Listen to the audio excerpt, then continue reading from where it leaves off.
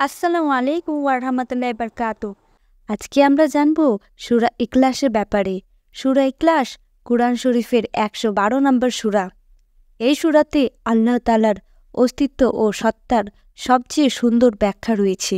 এটি কুরআনের অন্যতম ছোট্ট সূরা হিসেবে বিবেচিত হয়ে থাকে।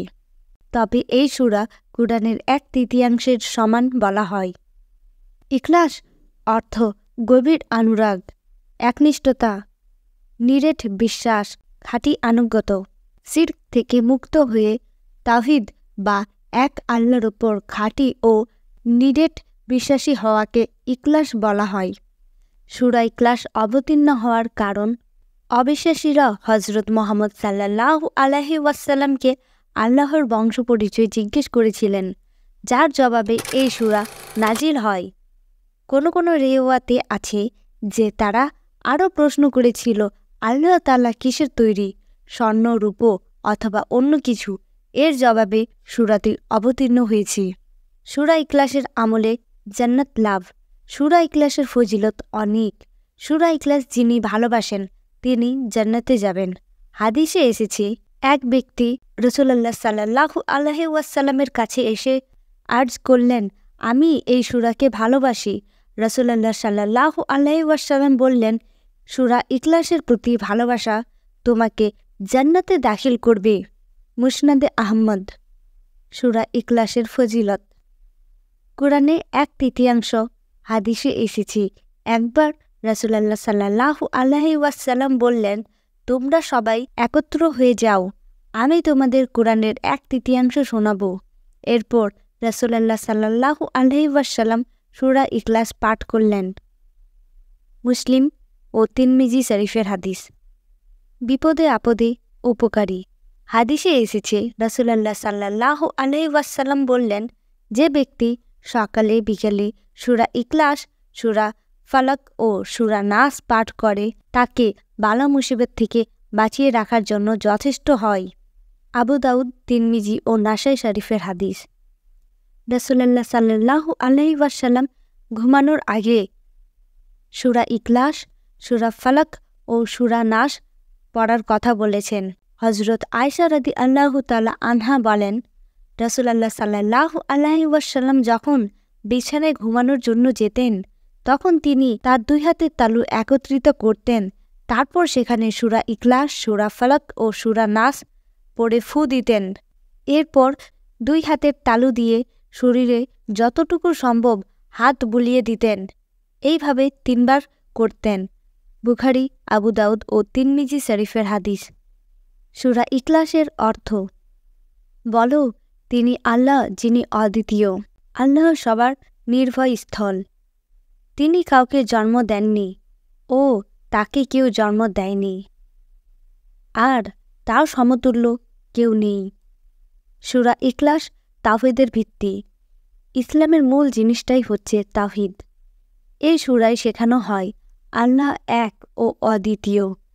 তিনি কাউকে জন্ম দেননি, তিনি কারো থেকে জন্ম নেননি, কোনো কিছুর সমতুল্য নন তিনি।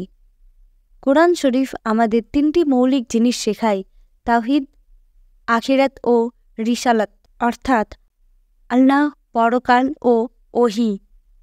অন্য যে কোনো বিশ্বাস এই ৩টার মধ্যে পড়ে যায়। আল্লাহর প্রতি বিশ্বাস, আখিরাতের বিশ্বাস, আল্লাহর প্রেরিত ওহীর প্রতি বিশ্বাস। যখন আমরা বলি আল্লাহকে বিশ্বাস করি, এর মধ্যে আল্লাহর সব নাম, সব গুণ আজকে বোঝায়। যখন বলি আখিরাতে বিশ্বাস, তার মধ্যে কবরের জীবন, বিচারের দিবস, জান্নাত, জাহান্নাম এসব এসে যায়। তো এভাবে যদি চিন্তা করি তাহলে বোঝা যায় বিশ্বাসের ১/৩ হচ্ছে আল্লাহ, আল্লাহর প্রতি বিশ্বাস। আর আল্লাহর প্রতি বিশ্বাসের কথাই বর্ণিত হয়েছে এই সূরাতে। আপনি যদি শুধু বোঝেন যে এই সূরাতে কি বলা হয়েছে, তাহলে দিনের পথ চলার শুরু করার মূলটা আপনি ধরতে পেরেছেন। সহিহ হাদিসে এসেছে, সূরা ইখলাস ৩ বার পাঠ করলে ১ খতম কুরআন তিলাওয়াতের সমপরিমাণ সওয়াব পাওয়া যায়। সূরা ইখলাসে আল্লাহর ভালোবাসা লাভ। হযরত আয়েশা রাদিয়াল্লাহু তাআলা আনহা থেকে বর্ণিত, এক যুদ্ধে রাসূলুল্লাহ সাল্লাল্লাহু আলাইহি ওয়াসাল্লাম এক ব্যক্তিকে আমির বা নেতা নিযুক্ত করে দেন। তিনি নামাজে ইমামতিকালে সূরা ফাতিহা ও অন্য সূরার শেষ প্রতি রাকাতেই সূরা ইখলাস পাঠ করাতেন। যুদ্ধ থেকে ফিরে লোকেরা এই ব্যাপারে অভিযোগ করলেন। তিনি তাকে ডেকে এর কারণ জিজ্ঞেস করলেন। নেতা উত্তর দেন যে এই সূরায় আল্লাহর পরিচয় পাই, তাই এই সূরাকে ভালোবাসি। এ কথা শুনে রাসূলুল্লাহ সাল্লাল্লাহু আলাইহি ওয়াসাল্লাম বললেন, তাহলে আল্লাহ তোমাকে ভালোবাসেন। হযরত জাবের ইবনে আবদুল্লাহ রাদিয়াল্লাহু তাআলা আনহু থেকে বর্ণিত, রাসূলুল্লাহ সাল্লাল্লাহু আলাইহি ওয়াসাল্লাম ইরশাদ করেছেন, যে ব্যক্তি 3টি কাজ ঈমানের সঙ্গে করতে পারে, জান্নাতে যে কোনো দরজা দিয়ে সে প্রবেশ করতে পারবে। নাম্বার 1, যে হত্যাকারীকে ক্ষমা করে দেবে। নাম্বার 2, যে ব্যক্তি গোপন ঋণ পরিশোধ করবে। এবং নাম্বার 3, যে ব্যক্তি ফরজ নামাজের পর 10 বার সূরা ইখলাস পাঠ করবে। প্রিয় দর্শক, আশা করি আপনারা সকলে বুঝতে পেরেছেন সূরা ইখলাসের কত ফজিলত ও কত গুণ রয়েছে। আশা করি এই ভিডিওটি দেখার পরে আপনারা সূরা ইখলাস বেশি বেশি পড়ার চেষ্টা করবেন এবং সূরা ইখলাসের প্রতি ভালোবাসা আপনাদের বেড়ে যাবে। এইখান থেকে আমরা এটাও জানতে পারি যে যে ব্যক্তি সূরা ইখলাসকে ভালোবাসেন, আল্লাহ তাআলা ওনাকেও ভালোবাসেন। তো প্রিয় দর্শক, আমাদের যদি আল্লাহর ভালোবাসা পেতে লাগে তাহলে আমাদেরকে সূরা ইখলাসকে ভালোবাসতে হবে।